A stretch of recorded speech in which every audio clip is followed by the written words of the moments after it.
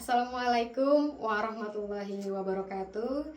Selamat pagi dan salam sejahtera, sehat untuk kita semua.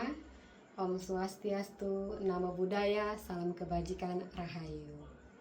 Selamat datang, saya ucapkan kepada yang terhormat owner dari Payo Coffee, Bapak Andre Gali Lesmana, dan yang saya hormati juga Mas Nanda Danwarta, barista dari Payo Coffee, juga Bapak Ibu peserta dan tamu hadirin undangan yang berbahagia.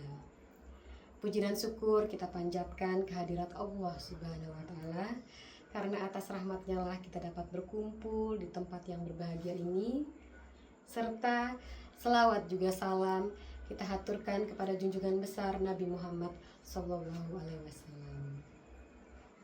Bapak Ibu peserta yang ada di ruangan ini, saya mau Bapak dan Ibu berdiri dulu. Kita pompa lagi semangatnya di pagi hari ini biar tambah power ya Bapak Ibu ya. Nanti kalau saya ngomong hai, Bapak Ibu bilang halo. Pada saat saya bilang halo, Bapak Ibu bilang hai. Saya Bapak Ibu ya. Halo. Hai. Halo hai. Halo halo. Hai hai. Oke, baik. Terima kasih. Beri tepuk tangan dulu untuk kita semua Bapak Ibu. Silahkan duduk kembali. Bapak Ibu, saya di sini ingin sedikit menceritakan atau berbagi pengalaman yang saya rasakan tentang usaha yang sudah saya jalani sampai sekarang ini. Berawal dari adik saya yang bekerja di sebuah coffee shop. Pada saat setiap pulang kerja bawa kopi, pulang kerja bawa kopi, pulang kerja bawa kopi lagi, seperti itu. Dan dia terus menyuruh saya untuk mencicipinya. Begitu awalnya saya nggak mau Bapak Ibu, tapi begitu saya mencobanya, wow, saya langsung jatuh cinta dengan rasanya. Kayaknya yang gimana gitu, apalagi kalau udah nyium baunya itu, wah luar biasa, kayak seperti menggugah selera kita pagi hari itu, jadi kayak semangat Bapak Ibu. Itu sih yang saya rasakan sampai sekarang. Dan saya nyoba besoknya itu saya nyoba bawa teman-teman saya untuk ke coffee shop yang ada di Samarinda. Pada saat itu saya coba duduk menikmati kopi, suasana, ternyata enak ya Bapak Ibu ya. Itu yang saya rasakan. Penatnya kita bekerja seharian, lalu singgah ke coffee shop, duduk sebentar, menikmati kopi yang saya sukai tentunya, itu tuh merupakan kesenangan tersendiri buat saya. Dan sering itu saya lakukan, lalu kemudian muncullah di kepala saya, bisa nggak ya saya buat tempat seperti ini juga? Bisa nggak ya saya punya coffee shop seperti ini juga, menikmati kopi, duduk di tempat yang nyaman. Itu ingin saya bagikan ke semua orang agar orang-orang bisa merasakan apa yang saya rasakan, terutama buat pecinta kopi ya Bapak Ibu. Lalu singkat cerita, saya bertemu dengan mentor saya. Saya ceritakan apa yang saya rasakan. Beliau cuman bilang seperti ini, tidak ada yang tidak mungkin. Kata-kata itu sering saya dengar, bukan dari beliau, tapi saya sering mendengarnya. Tapi kan ya lewat gitu aja ya Bapak Ibu ya.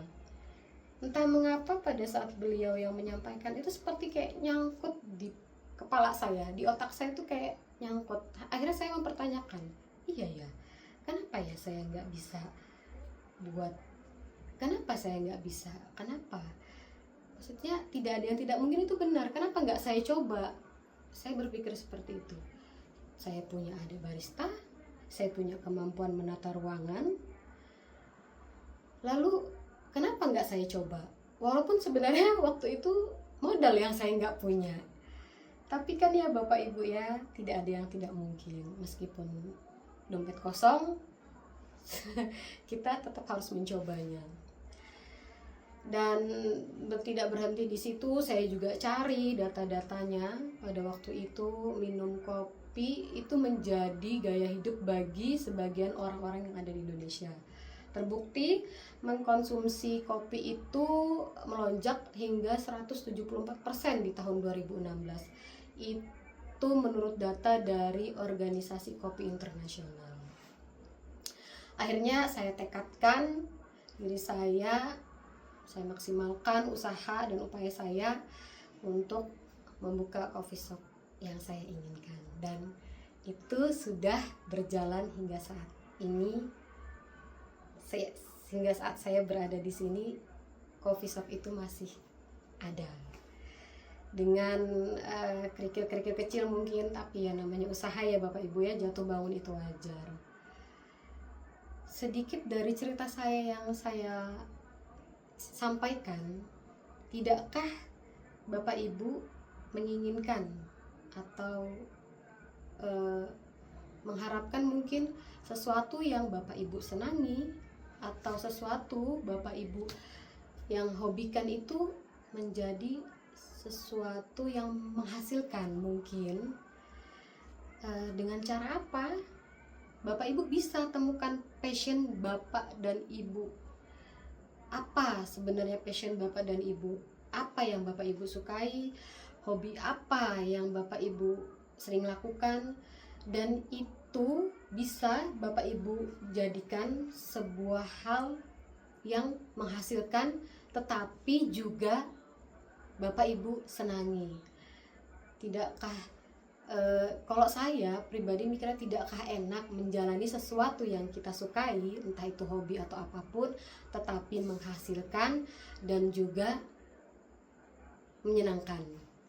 Kira-kira itu saja yang mungkin bisa saya bagikan, sedikit cerita dari pengalaman saya. Semoga bisa menginspirasi Bapak dan Ibu semua, dan semoga kita bisa mencapai keinginan-keinginan yang kita ingin wujudkan. Amin.